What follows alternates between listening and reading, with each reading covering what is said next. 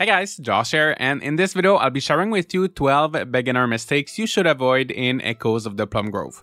While I think that a very fun part of this game is messing up and learning from your mistakes, it is different from a lot of farming games and can be a bit disorienting at first.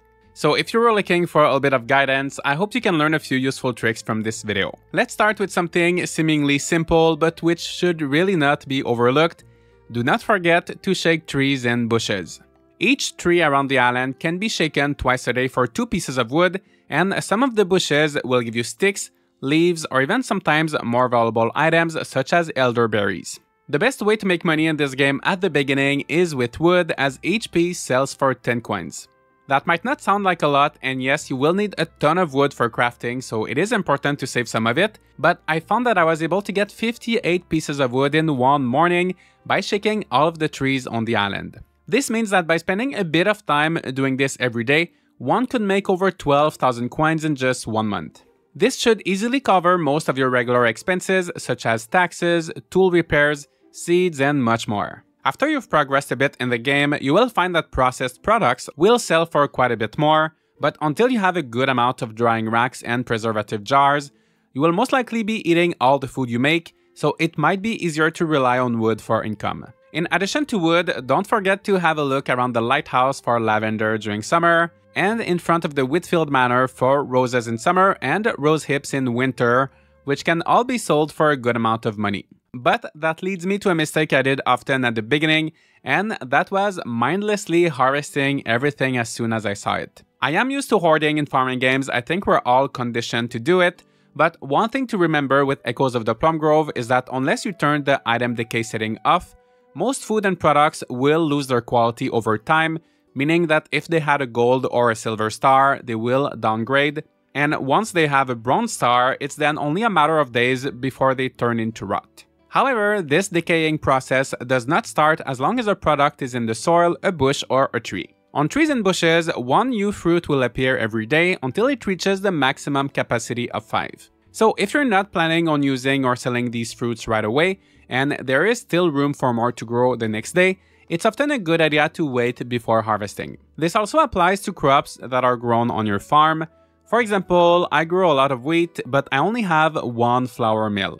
So if I harvested all of my wheat on the same day, some of it would downgrade or rot before I could even process everything into flour. So instead, I just harvest my wheat as I need it, and that way I don't have to worry about it rotting or taking up space in my icebox. I basically see the soil as a free and natural icebox. Also, once a crop is fully grown, it no longer needs to be watered, so there's no maintenance required. Just be careful when the seasons change, as most crops, wheat is fine as it grows from spring to fall, but most crops only grow during one season, and if you do not harvest them by the end of that season, then they will wilt and there won't be anything you can do to save them. If crops wilt because they're out of season, that's just too bad, but if they're still in season and you just forget to water them one day, it looks like they're wilting the next day, do not do the same mistake I did of getting rid of everything. Just water them and they should be back to normal the following day. The only negative thing is that you'll have lost 1 day of growth. However, if you forget a crop 2 days in a row, then it will die for good. If you're not sure, a crop that can still be saved will have the same shape as it had before, but brown, whereas a crop that can no longer be saved will simply have a very sad looking stem and a few leaves. On the other hand, be careful as this works differently for seeds that were just planted. On the day that you plant something, you have to make 100% sure that it is watered, otherwise it will be gone the next day and you will have to plant the seeds again. The game verifies if seeds have been watered right at midnight, that's when the day resets, so do not plant your seeds too late in the day, as if you don't water them by midnight, they will vanish forever. Speaking of seeds, do not forget to trade with merchants that come by ship. Every weekend, there should be either a pirate ship or a ship from the Empire, and the captain will be selling a variety of rare items.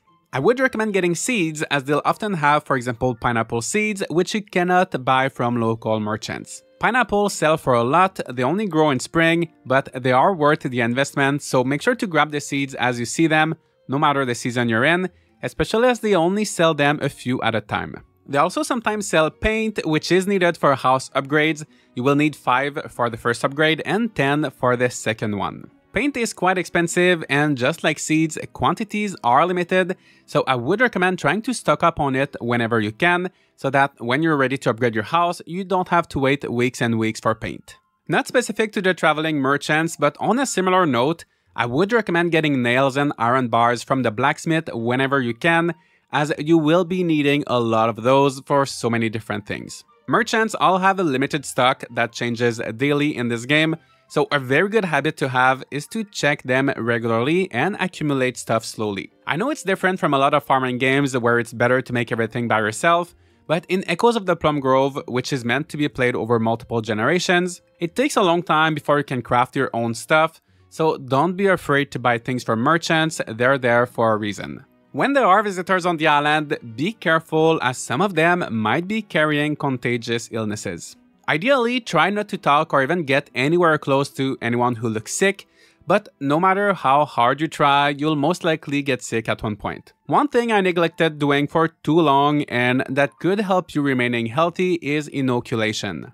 A doctor can inoculate you for 200 coins, and to be honest, I didn't do it for the longest time because I didn't know what it meant, but it's a vaccine. More specifically, a vaccine against smallpox. If you see a character with a rash on their face, something like this, that is smallpox, and once you have it, there is no cure, you just have to hope you wake up the next day. You can survive it, but the 200 coins for the inoculation will save you a lot of stress. Also, there's currently no way to inoculate your family members or to give them medicine, so if one of them gets sick, there isn't much you can do, but the developers are planning to add those features in a bit later, so depending on when you're watching this video, you might be able to inoculate your whole family. Another important thing that took me way too long to discover in the game is soap. You can buy soap from the lighthouse keepers, you can also make your own by putting flowers in a soap maker, and at first I thought they were just meant as gifts, but they actually prevent you from catching and transmitting diseases for the day that you use them. So for example, if you see someone who looks sick, or you are sick and you don't want to transmit it to your family members or other villagers, using soap should be able to prevent that. I'm not sure if it has a 100% success rate, but it should help a lot. No matter how careful you are about illnesses, the inevitable in this game is that one day you will pass away from old age. With the normal aging speed, you will become an elder after exactly 1 year, and then as an elder you can expect to live for about 2 months, but it seems like it's a probability of passing away at any day, so it could be a little bit less or a bit more, so you better be prepared by that point. When you pass away, you will get to choose any other member of your family to continue your legacy, but if you have no one, it will be game over. To get married, get as close as you can to another single adult. If they're not single, maybe you can look for some kind of special cake, and then give them a marriage bouquet, which can be bought from the lighthouse keepers. If you're close enough, they should accept the bouquet, but to be sure, you could save just before and then try again. If it works, then they will give you a quest asking you to befriend a certain character. Once you finish that quest, you will pick a time and place for a date, and there you will have an option to propose with a ring. Rings are being sold by the blacksmith, and more expensive rings mean a higher success rate for the proposal. The person you married will then move into your house, and by default, they will keep their original job, which is very convenient as you'll be able to trade with them at home and even collect a small salary every day. If you prefer, you can also make them work on the farm, just like you can for children. So let's quickly cover how children work in this game. Each night, there will be a small chance for a pop-up to appear, asking you if you'd like a baby. If you say yes, you will get to choose between a pregnancy or adoption.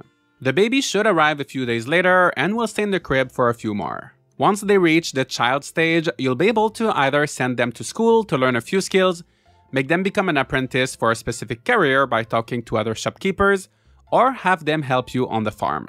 Keep in mind that there are no sprinklers or anything like that right now in the game, so farm helpers are the best way to get your crops watered automatically. You just have to make a farm helper chest and to place a watering can inside. Farm helpers, however, cannot refill watering cans, so don't forget to make sure they remain full, or even better, put a steel watering can in there, as those never need to be refilled. If you're wondering how to get steel tools, they have a small chance of being sold by the blacksmith on any given day, so you just gotta keep an eye out for them.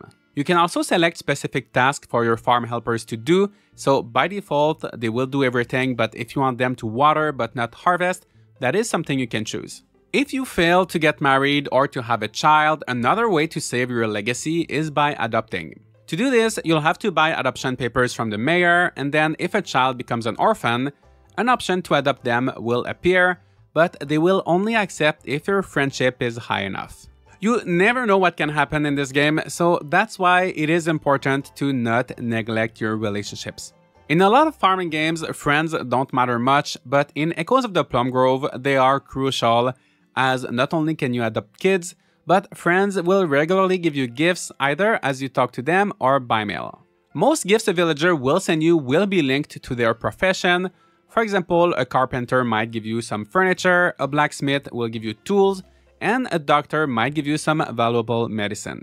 Innkeepers are very helpful early on as they can give you nutritious meals, but honestly, it's good to befriend everyone. You can gift people every 3 days, but even just talking to them as you see them should build your friendships pretty quickly. A great time to speak with everyone is during festivals, so make sure you don't miss out on those, and don't forget to prepare for them. For the bake-off, make sure you know as many recipes as possible.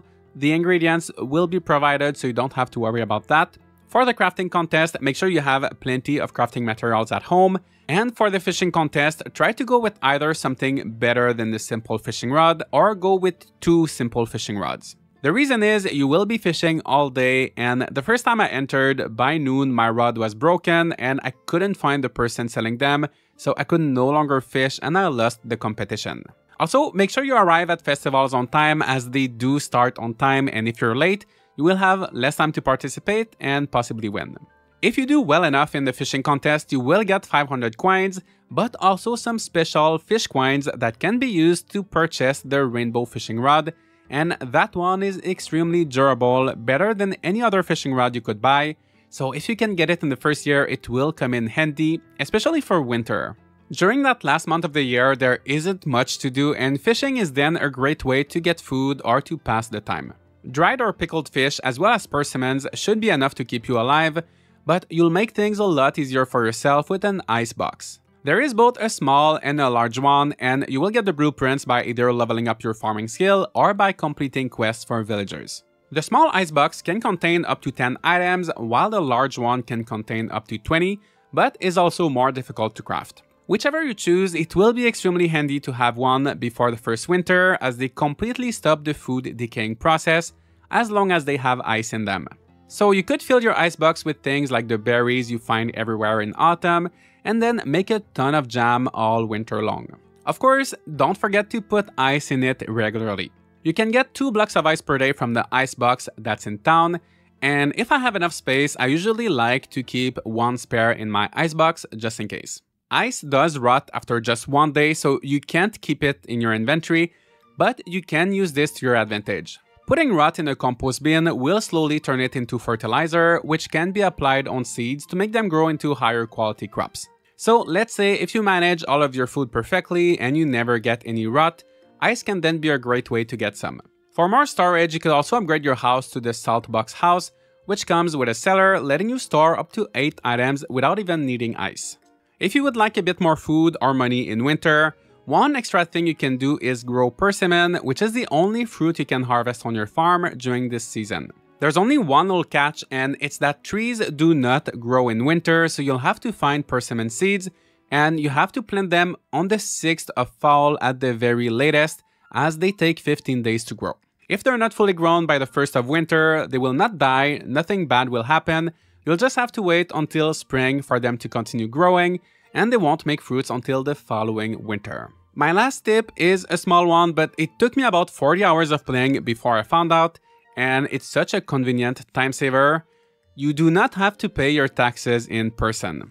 If you open the quest menu, check the weekly taxes quest, and there in the upper right corner, you should have an option to pay your taxes by mail. As long as you have the money, click on that and your taxes will be paid. So that's it, you'll no longer have to run after the mayor to pay your taxes anymore, but keep in mind, this is the only quest for which you can do this. So for the other ones, you'll still have to look at your map and find those villagers to turn them in. Alright, so these were a few beginner mistakes to avoid and some tips to get started in Echoes of the Plum Grove. I'll probably find more as I keep playing, but if you have any tips to share, please feel free to do so in the comments. And if you'd like to know more about this game and my thoughts on it, I recently uploaded a video covering my first 100 days, so you can check that out. That's it for today. Leave a like and subscribe for more content like this, and I'll see you all in the next video.